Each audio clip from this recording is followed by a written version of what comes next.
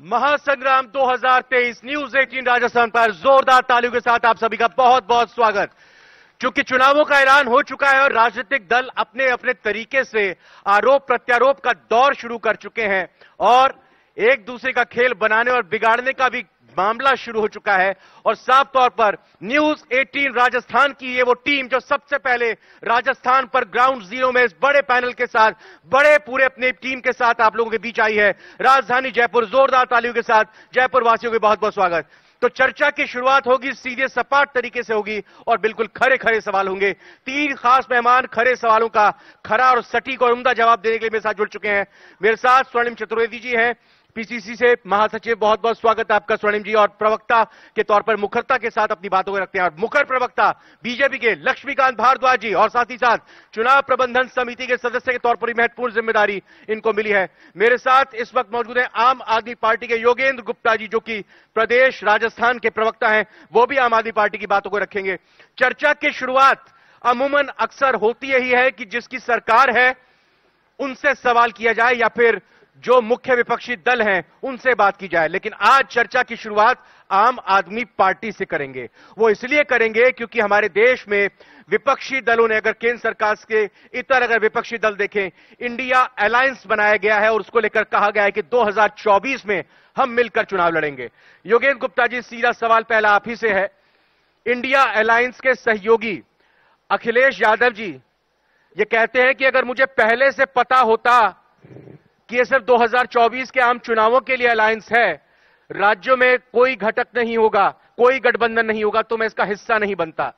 कमलनाथ जी ने अखिलेश यादव जी के इन बयानों पर और नमक मिर्च डालते हुए कह दिया, जब उनसे पूछा गया कि अखिलेश यादव जी ने यह कहा है, तो वो आज की तारीख में लगातार कमलनाथ जी का वो बयान वायरल हो रहा है जिसमें कमलनाथ जी इस सवाल को इग्नोर करते हुए आगे बढ़ रहे हैं कि नहीं, यहां कुछ अलायंस नहीं होगा और यह होगा तो बस 2024 के लिए होगा।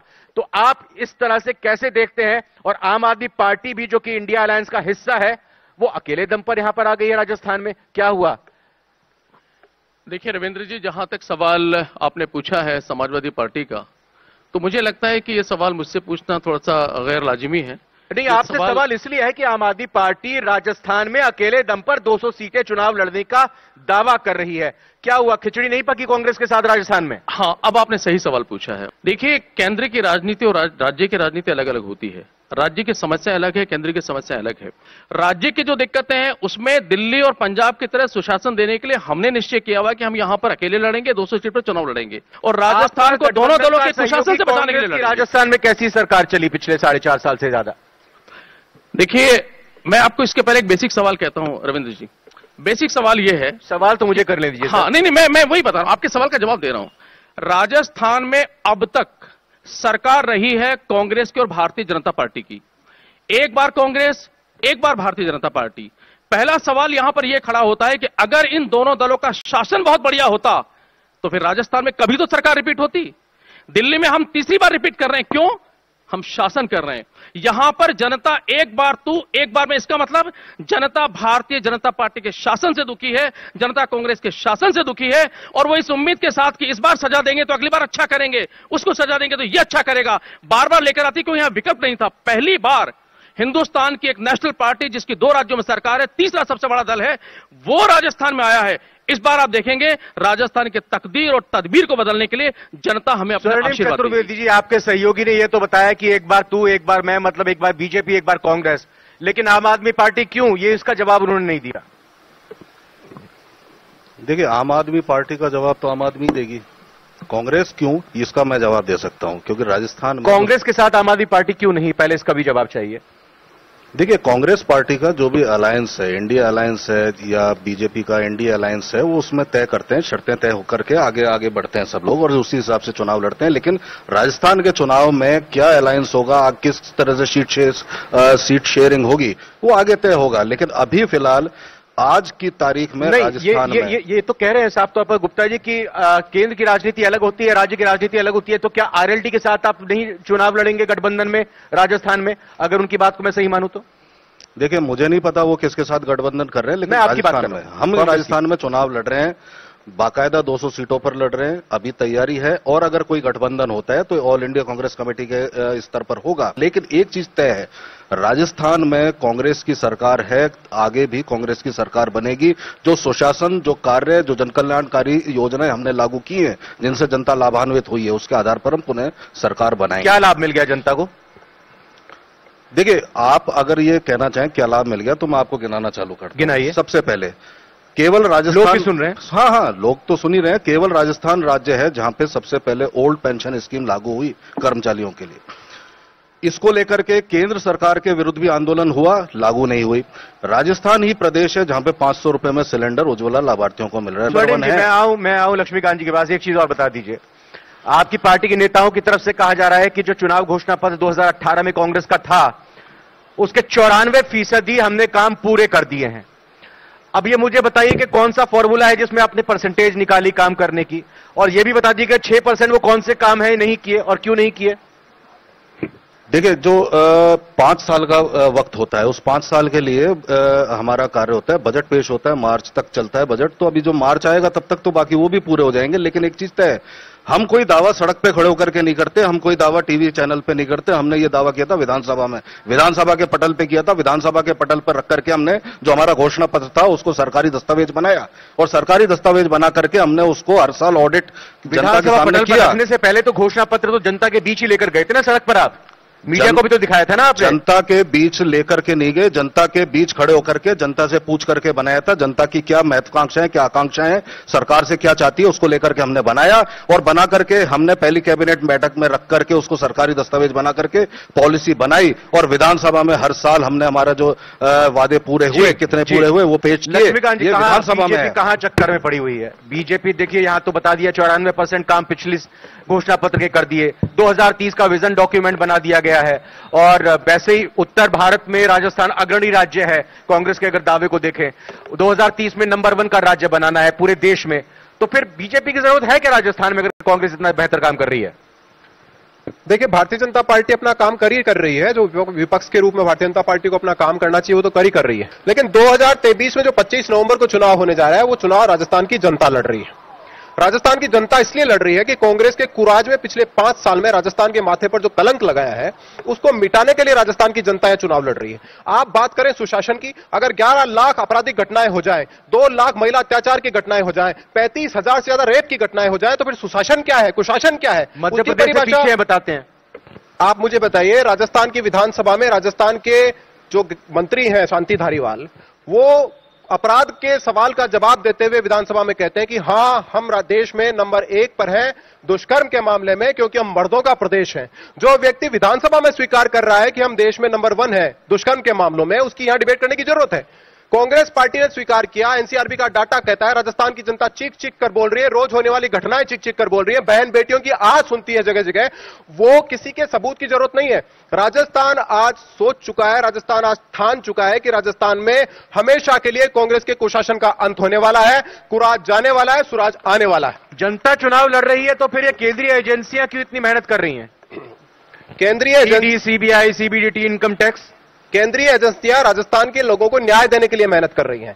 जो न्याय जिसकी जिम्मेदारी थी राजस्थान तो ये न्याय देना चुनाव के हर वक्त पे याद आया, जैसा कांग्रेस आरोप लगा रही है। मैं बता रहा हूं आपको, जो जिम्मेदारी थी राजस्थान की सरकार की, राजस्थान की एजेंसीज की, वो जब जिम्मेदारी वो नहीं निभा पाए तो केंद्रीय एजेंसियां आई, उन्होंने अपना काम किया और साबित करके दिखाया। आप देखिए, पेपर लीक हुए 19, राजस्थान की सरकार की जिम्मेवारी थी कि जो अपराधी थे उनको पकड़े, लेकिन जो मुख्य अभियुक्त है पेपर लीक करने का, जिसने 70 लाख राजस्थान के छात्रों का, युवाओं का भविष्य बर्बाद किया, वो आज भी फरार है। और कौन लोग पेपर लीक में शामिल है? कांग्रेस के नेता पेपर लीक में शामिल है, कांग्रेस के लोग पकड़े जा रहे हैं पेपर लीक में। तो राजस्थान सरकार की एजेंसी, जिनको इन लोगों को पकड़ना चाहिए, इन लोगों को जारोली माध्यमिक शिक्षा बोर्ड का चेयरमैन जारोली, उसको बर्खास्त कर दिया सरकार ने पेपर लीक के मामले में। राजस्थान की एसीबी ने उसको बरी कर दिया। ये एजेंसी काम कर रही है। एसीबी ने कुछ नहीं किया।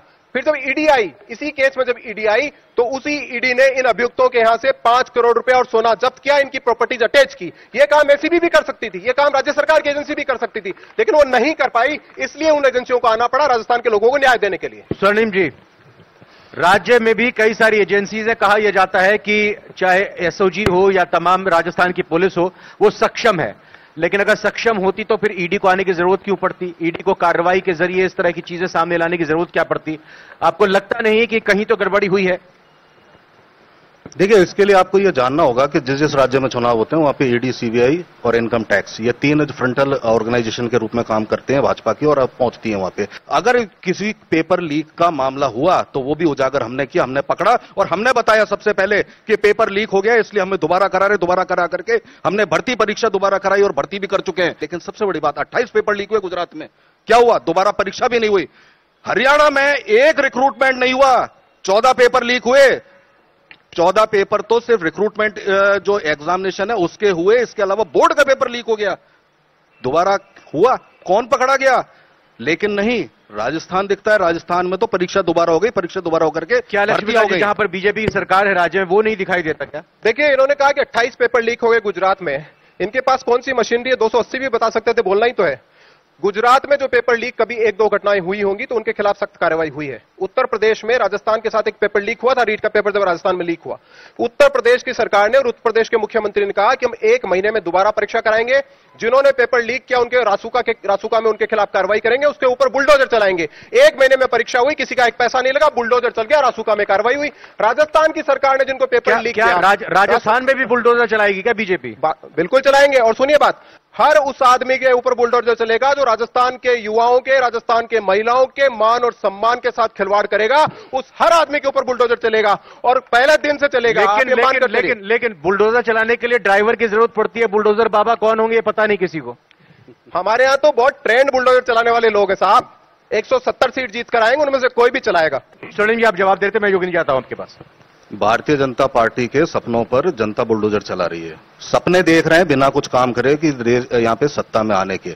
मैं पूछना चाहता हूं कि जो राजस्थान की योजनाएं हैं उनमें से एक योजना तो मोदी जी से लागू करा दो, 500 रुपए का सिलेंडर करा दो, क्यों नहीं करा पाते? यहां पे एक ही नैरेटिव है, एक ही चीज है जो जनता देखती है। एक सरकार है जो महंगाई और बेरोजगारी का बोझ डालती है और एक सरकार है जो राहत देती है और मिनिमम इनकम की गारंटी देती है। सिर्फ राजस्थान में है। और सबसे बड़ी बात है, आप ये देख के चलिए, तमाम वादे गिन लीजिए, आप इकट्ठे कर लीजिए 9 साल की उपलब्धि, और हम 5 साल की उपलब्धि पे बात करने के लिए तैयार है। और वो कमेंट लक्ष्मीकांत जी, जो केंद्र के वादे की बात कर रहे हैं, नौकरी की बात कर रहे हैं, ईआरसीपी की बात कर रहे हैं, इस पर जवाब फिर 3 महीने से करना शुरू हुए। राजस्थान महंगाई की दर के मामले में पूरे देश में नंबर 1 पर है। पूरे देश में महंगाई की दर है 6.2 नेशनल एवरेज, और राजस्थान में 8.6। राजस्थान नंबर 1 पर है। पेट्रोल डीजल की कीमतों के मामले में देश में नंबर 1 पर है, रेट लगाने में राजस्थान। बिजली की कीमतों में जो राजस्थान में 2018 में भारतीय जनता पार्टी की सरकार छोड़ के गई थी 5 रुपए 50 पैसे, उसको बढ़ाकर इन्होंने 11 रुपए 90 पैसे कर दिया। और इस गैस सिलेंडर की बात करते हैं, ये लोग करेंगे गैस सिलेंडर की बात। अरे भैया, 500 रुपए की सब्सिडी मोदी जी देते हैं, 100 रुपए की आप देते हो, वाई लूटने की कोशिश करते हो, 3 महीने चला रहे हो जी। आपने 50-52 महीने राजस्थान की जनता को लूटा, दोनों हाथ से लूटा। जब लोगों को जरूरत थी आपकी, आम आदमी पार्टी की पहली बार सरकार दिल्ली में आई थी तो आपके पार्टी के नेता मुख्यमंत्री अरविंद केजरीवाल जी का नाम धरना कुमार पड़ गया था कि हर बात पर केंद्र सरकार को कोस रहे हैं। यही चीजें अभी यहां पर हमको राजस्थान में देखने को मिल रही है। आप ये बताइए कि आम आदमी पार्टी इसको लेकर क्या देखती है, क्या समझती है, और कितना जरूरी होता है डबल इंजन की सरकार चलाना? क्या डबल इंजन की सरकार नहीं होती तो काम नहीं होगा क्या? देखिए, डबल इंजन की सरकार का जहां तक सवाल है, तो डबल इंजन की सरकार का मॉडल पूरे देश में देखा है। डबल इंजन का मतलब है, कर्नाटक में डबल इंजन की सरकार मतलब 40% कमीशन, मणिपुर में डबल इंजन की सरकार मतलब महिलाओं पर अत्याचार, कानून का अत्याचार, हिमाचल में डबल इंजन की सरकार फेल। डबल इंजन का मतलब सिर्फ यह हो गया है कि जहां जहां डबल इंजन जाएगा वहां वहां सारे अत्याचार, सारे करप्शन डबल तरीके से होंगे। और देखिए, एक बात और है रविंद्र जी, एक बड़ा मजेदार सी बात यहां पर हो रही है। भारतीय जनता पार्टी कांग्रेस को गिन गिन कर उसके नकारात्मक काम गिना रही। गिनाना चाहिए, हम भी गिनाते, लेकिन किसी बहस में एक बार भी ये नहीं कहते हम राजस्थान में आएंगे तो क्या करेंगे। तुष्टीकरण के आरोप यहां बीजेपी की तरफ से लगाए जाते हैं और सांप्रदायिकता फैलाने के आरोप कांग्रेस की तरफ से लगाए जाते हैं, राजस्थान की घटनाओं का उल्लेख करते हुए। आम आदमी पार्टी का इस पर क्या स्टैंड है? देखिए, हमारा सीधा सा कहना यह है, जो भी जनता जिस भी राज्य की है, हम जो भी सुशासन के तहत जनता के हित में काम कर रहे हैं, जनता के हर व्यक्ति तक को पहुंचना चाहिए। पहली बात सीधा जवाब दीजिए। एक मिनट मुझे दीजिए। अगर हमने दिल्ली में बिजली माफ की हमने कभी नहीं कहा कि इस वर्ग को नहीं मिलेगी, इस वर्ग को नहीं मिलेगी। अगर हम बसों में महिलाओं को फ्री बसें कर रहे हैं, हमने किसी को नहीं कहा कि इस वर्ग को मिलेगी, इस वर्ग को नहीं मिलेगी। कहते हैं सबका साथ सबका विश्वास। सबका साथ सबका विश्वास भारतीय जुमला पार्टी का शानदार जुमला है। राजस्थान का सांप्रदायिक सौहार्द उत्तम है। राजस्थान में अगर यहां पर सांप्रदायिकता के आधार पर अगर इलेक्शन में बातें कही जाएंगी, आम आदमी पार्टी किसके साथ होगी? नहीं, हम तो कह रहे हैं ना, हम तो कह रहे हैं सांप्रदायिक सौहार्द होना चाहिए, आपस में तालमेल होना चाहिए, गंगा जमुना सर्किल होने चाहिए। ये तो इनका काम है, हमारा काम नहीं है। इनका काम हम है? तो, ये जो हमारे साथ में खड़े हुए हैं ये बांट रहे हैं, हम नहीं बांट रहे हैं, हम नहीं बांट रहे हैं। हम तो कहते हैं कि जन जन जन पूरी भारत की जनता एक है, एक सुर में बात होनी चाहिए, सबके साथ बात होनी चाहिए। हाँ। बड़ी लंबी चौड़ी बात कही है। वैसे तो 200 सीटों में से किसी एक पे भी हमारा इनसे मुकाबला है नहीं। इन्होंने कहा कि भारतीय जनता पार्टी के इस प्रदेश में ये हुआ, ये प्रदेश में हुआ। देश की ऐसी पहली पार्टी और पहली ऐसी सरकार है जिसकी आधी से ज्यादा कैबिनेट चोरी के आरोप में जेल में बंद है। और ये ऐसे सुशासन वाले लोग हैं जिनके मंत्रियों के ऊपर आरोप है कि अपनी पत्नी के ऊपर कुत्ता छोड़ते हैं।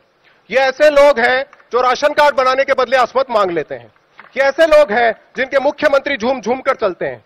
तो ये लोग, इनका जवाब देने की तो जरूरत इस देश में है नहीं। लेकिन जहां कहीं पर भी अत्याचार और अनाचार होगा हम बोलेंगे, किसी से डरने वाले नहीं, ना इनसे और ना इनसे। लेकिन फिर भी आपको मैं बताता हूं, अभी 10-15 दिन पहले तुष्टीकरण कौन करता है उसका मैं आपको जवाब देता हूं। 10-15 दिन पहले जयपुर में एक रोड रेज की घटना हो गई। मरने वाला लड़का मुस्लिम था। मुस्लिम समाज के लोगों ने राजस्थान में जयपुर में अराजकता की, दुकानें लूटी। इनके 2 विधायक, कांग्रेस पार्टी के 2 विधायक रफीक खान और अमीन काजी मुख्यमंत्री के पास स्टेट हैंगर पे गए और उसी दिन 50 लाख रुपया नौकरी और डेयरी बूथ सैंक्शन कर दिया। राजस्थान में 7,700 से ज्यादा निर्दोष नागरिकों की हत्या हो चुकी है। तुष्टि करनी है तो क्या है? हत्या हो चुकी है। किसको 50 लाख रुपए दिया आपने? किसको 50 लाख रुपए दिया? तुष्टि करनी है तो क्या है? वो भारतीय जनता पार्टी जो 200 मंदिर तोड़ करके उसने आज तक माफी तक नहीं मांगी इसी जयपुर में, वो हमसे बात करते हैं। ये भारतीय जनता पार्टी जो हमारा जब देवस्थान विभाग उखाड़ दिया, मंदिरों में कथाएं करता है, भारतीय जनता पार्टी जयपुर में है। जयपुर के लोग ये पूछ रहे हैं 2008 में जो बम विस्फोट हुए उनके आरोपी क्यों छूट गए? और बीजेपी ने जब सुप्रीम कोर्ट का रुख किया तब जाकर आप बीजेपी से सुप्रीम कोर्ट क्यों पहुंचे? ये तुष्टिकरण नहीं तो क्या है? डबल एजी को इन्होंने निर्देश नहीं दिया, अशोक गहलोत जी ने। पेश ही नहीं हुआ डबल एजी हियरिंग में और बरी हो गए आतंकवादी। 80 लोगों के हत्यारे आतंकवादी। जवाब ले रहा हूं, मैंने सवाल किया। बम विस्फोट की घटना कब हुई थी, क्या आपको ध्यान है? किसका शासन था ये याद है? किसके शासन में प्रिलिमिनरी छोड़िए, इंक्वायरी किसके थे? किसके शासन ने इंक्वायरी की थी? प्रिलिमिनरी भारतीय जनता पार्टी के शासन ने राजस्थान में प्रिलिमिनरी इंक्वायरी की थी और गवाह सबूत इकट्ठे किए थे। उन्हीं के आधार पर जो है, पहले हमने अगर जब पैरवी की, हमारे टाइम में ट्रायल हुई, सजा भी हमारे इस समय हुई थी और हाईकोर्ट से अगर बरी हुए तो उन्होंने टिप्पणी की थी कि जो प्राथमिक सबूत भारतीय जनता पार्टी की सरकार के समय इकट्ठे हुए थे उन पर टिप्पणी हुई है। और सुप्रीम कोर्ट में भी हम जो है निश्चित रूप से पैरवी करवा करके न्याय दिलवाएंगे। जातीय जनगणना की बात कही गई और दूसरी तरफ मांग कांग्रेस के ही विधायकों की तरफ से ये उठाई गई कि 21% से बढ़ाकर 27% ओबीसी का आरक्षण बढ़ाया जाना चाहिए। क्या जातीय जनगणना का कार्ड यहां पर राजस्थान में इस बार चलने वाला है और आम आदमी पार्टी का इस पर स्टैंड क्या है? देखिए, ये जो कार्ड शब्द आपने यूज किया है ना रविंद्र जी, ये कार्ड भारतीय जनता पार्टी और कांग्रेस के लिए है, हमारे लिए कोई कार्ड नहीं है। हमारे लिए जनता सर्वोपरि है। ये जो फ्री में जो दिया जाता है, बिजली, पानी, रेवड़ियां, फ्रीबीज, गजक, ये सब क्या है? ये क्या है? किसको देते हैं? जनता को देते हैं ना। किसको देते हैं? एक विधायक को फ्री बिजली मिलेगी, एक एमएलए को फ्री बिजली मिलेगी। आप नौकरी करते हैं, बिजली बिल आप चुकाते हैं, आप बस में एयरप्लेन में जाते हैं, आप पैसा देते हैं। एक एमएलए को, एक एमपी को सब कुछ फ्री मिलेगा और जो जनता जिसके टैक्स से हम लोग यहां सब कुछ चलाते हैं उसको अगर कुछ देंगे तो तकलीफ होगी। ये कौन सा राज है? कौन सा राज है ये? एक गरीब आदमी है और अगर उसको 50-200 बिजली मिल गई, जो मुख्यमंत्री के घर में एक एमपी को 2000 बिजली मिल रही है, करोड़ों रुपए के पर्दे लगते हैं। देखिए, मंत्री के घर में पूरा रिनोवेशन होता है, रविंद्र जी पैसा होता है। रविंद्र जी, हमने बार बार कहा है, वो क्या अपनी जेब से लगाया है पैसा? मेरी बात सुनिए, हमने बार बार कहा है, देखिए भ्रष्टाचार की गंगा ऊपर से बहती है, नीचे से नहीं बहती। अगर आपको फ्री बीज बंद करनी है, अगर आपको सुविधाएं बंद करनी है, सबसे पहले केंद्र सरकार करे कि सारे एमपीज की सुविधाएं बंद करे, फिर एमएलए की सुविधाएं बंद करे। जनता कुछ नहीं मांगेगी आपसे। जनता को तब तकलीफ होती है, वो दूध पर टैक्स देती है, दही पर टैक्स देती है, पेंसिल पर टैक्स देती है, उससे टैक्स छीनते हैं और उस टैक्स के पैसे से आप एमपी को यात्राएं करवाते हैं, शराब पर भी टैक्स देते हैं, मकान फ्री देते हैं, लक्ष्मीकांत जी बोले शराब पर भी टैक्स देते हैं। किसको खा गए आप? आपके मंत्री आपके मंत्री खा गए जेल में बैठे हुए आपके मंत्री। बिल्कुल जवाब देता पे भी टैक्स देती है। बिल्कुल जवाब देता हूं। जनता तो सब पे टैक्स देती है। बिल्कुल जवाब देता हूं। आप जो टैक्स देती है, बिल्कुल जवाब जनता जिसको टैक्स देती है उसको खा जाते हैं आपके मंत्री। अच्छा, और आवरण बनाते हो ना आप, जितना आवरण बनाते हो आप, जितना आवरण बनाते हो आप, लक्ष्मीकांत जी जवाब दीजिए, बड़ी तो पार्टी नहीं है ये। अब बात आ गई शराब की। शराब को कांग्रेस के अंदर, सुनिए, देखिए ऑडियंस कह रही है पंजाब में क्या है। मैंने झूमते हैं मुख्यमंत्री, हम राजस्थान की बात कर रहे हैं। मुख्यमंत्री झूम के चलते हैं। लोकतंत्र के मंदिर के अंदर कौन गया था? झूम के चलते लोकतंत्र के मंदिर के अंदर कौन गया था? मैं आपकी हर बात निकलेगी तो दूर तलक जाएगी, इसीलिए रविंद्र जी मैं हर बात का जवाब देने को तैयार हूँ। जातीय जनगणना पर मैंने जातीय जनगणना पर सवाल किया था, फिर उसके बाद आप तीनों का एक ओपिनियन पोल लूंगा। वापस आ जाते हैं। हाँ, जातीय जनगणना का सवाल जहां तक है, देखिए जातीय जनगणना देश में होती रही है, क्यों नहीं होनी चाहिए? जब तक जातीय जनगणना नहीं होगी, अमीर गरीब का पता नहीं लगेगा, इनकम के डेटा नहीं होंगे, आप कैसे? आम आदमी पार्टी भी ये चाहती है कि लोगों में जाति के जरिए खाई बढ़े और वो विकास की बात ना करे। आम आदमी पार्टी भी उसी लाइन पर जा रही है। मेरे शब्द नहीं है। नहीं, ये मेरे सवाल कर रहा हूं। मैंने आपसे सवाल किया, आपको क्या जरूरत है जाति जनगणना करने की? अगर कोई आप योजना दे रहे हैं तो किसी भी जाति का व्यक्ति उसको मिलनी चाहिए। सुनिए ना, आप बात तो सुनिए। देखिए, जब जातीय जनगणना होती है तो उसमें बहुत सारे डेटा का कलेक्शन होता है ना। किसी स्कूल के अंदर जब बच्चे पढ़ते हैं, वहां भी ये कैलकुलेशन किया जाता है कि ये बच्चा कमजोर है, अच्छा है, इसके मैथमेटिक्स में कमजोर है नंबर, इसके कांग्रेस सरकार के इस आदेश से आप समर्थन करते हैं? राजस्थान उसके हिसाब से उसके ये जो ऑर्डर जारी हुआ है इसका समर्थन करते हैं आप? किसका? ये जो राजस्थान में ऑर्डर जारी हुआ कोड ऑफ कंडक्ट लगने से पहले जातीय जनगणना को लेकर आप समर्थन करते हैं? मैं कह रहा हूं पूरे समग्र भारत की बात कीजिए। जी स्वर्णिम जी, समग्र भारत की बात कीजिए, हम तो उसका समर्थन कर रहे हैं पूरे भारत। क्या लग रहा है जातीय जनगणना से वोट मिल जाएंगे कांग्रेस को? जातीय जनगणना से एक काम तो तय हुआ है कि सभी वर्गों का विकास होगा, विकास की योजनाएं बनाएंगे और हम इसके समर्थन को, और जो इसका विरोध करता हो वो बोल दे। लक्ष्मीकांत जी खुल करके विरोध करते हैं भाई? समर्थन है, हम कोई विरोध नहीं करते। जातिगत जनगणना इस देश में 1931 में हुई थी। उसके बाद इस देश में दशकों तक कांग्रेस पार्टी ने शासन किया, तब इनको याद नहीं आई। जब मुख्यमंत्री के रूप में अपने इस जीवन का अंतिम दिन आपका बचा है, तब आप जातिगत जनगणना की बात कर रहे हैं। आपने 5 साल क्या किया? 15 साल से मुख्यमंत्री आम आदमी पार्टी आप डेटा रिलीज करें, उसका इंतजार किया था। राउंड लास्ट कितनी सीटें आ रही हैं? देखिए रविंद्र जी, आप एक बात समझिए, हम लोकतंत्र में जीते हैं। मैं फिगर बता दूंगा तो जो जनता है ना उसका अपमान होगा। ये तो ये आपने उत्तराखंड में और गुजरात में तो सीएम कैंडिडेट का नाम भी घोषित कर दिया था, यहां तो आप घोषित करेंगे सीएम कौन होगा आम आदमी पार्टी से? आम आदमी की जो भी रीति नीति, जो पॉलिसी है, हर राज्य में होगी। जहां जहां जैसा होता है केंद्रीय नेतृत्व, कितनी सीटें आ रही है बीजेपी की? देखिए, ये तो मैं एक सेकंड के लिए इनका जवाब दे दूं। ये तो ओवरेज दुल्ले के विधायक है, इनका कुछ ज्यादा बटना नहीं है। 170 सीटें भारतीय जनता पार्टी राजस्थान में चुनाव जीत रही है। थोड़ी इनके लिए भी, दोनों के लिए हम जीत चुके 163। अभी 10 साल पहले 21 सीटें आई थी, इस बार 21 भी नहीं आएंगी। ये दावा तो कर्नाटक में भी किया था इन्होंने। आपकी तो जमानत नहीं बचेगी, आपकी तो जमानत नहीं बचेगी। सरकार बना रहे हैं आप उत्तर प्रदेश में बना रहे हैं, जमानत बचेगी आपकी।